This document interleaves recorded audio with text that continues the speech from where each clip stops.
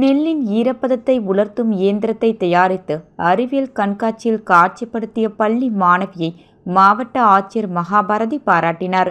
மயிலாடுதுறை மாவட்டம் கூரைநாடு பகுதியில் உள்ள கிட்டப்பா நகராட்சி மேல்நிலைப் பள்ளியில் பெண் குழந்தைகளுக்கு கற்பிப்போம், பெண் குழந்தைகளை பாதுகாப்போம் என்ற திட்டத்தின் கீழ் அறிவியல் கண்காட்சி இன்று நடைபெற்றது.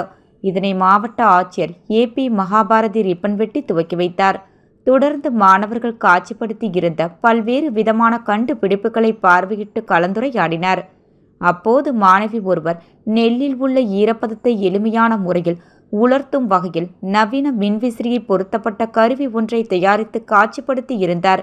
இதனை பார்த்த மாவட்ட ஆட்சியர் மகாபாரதி மாணவியிடம் கலந்துரையாடினார்.